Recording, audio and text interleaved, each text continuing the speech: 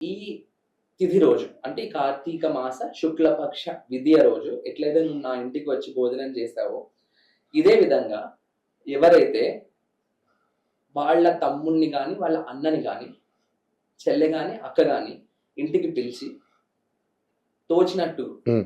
వంటలు చేసి వాళ్ళకి పెట్టి, కాసేపు అట్లా సరదాగా కబుర్లు చెప్పుకొని టైం స్పెండ్ చేసి, ఆ భోజనం ఆ రోజు స్పెషల్‌గా ఆడపిల్ల ఇంట్లో తింటే గనక వాళ్ళకి అంటే ఏ తమ్ముడు, ఏ అన్న అయితే వస్తారో హ్మ్. వాళ్ళకి అపమృత్యు దోషాలు ఉండవు అని చెప్తారు. ఎందుకంటే యమధర్మరాజు అంటేనే మృత్యుదేవత. మృత్యు అవును.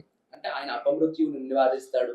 అందుకని ఆయన మృత్యుదేవత అని చెప్పి మనకు పేరు. ఆయన దక్షిణ దిక్పాలక అపమృత్యు దోషం అంటే సడన్ గా వచ్చే సడన్ డెత్ అంటారు. Okay okay.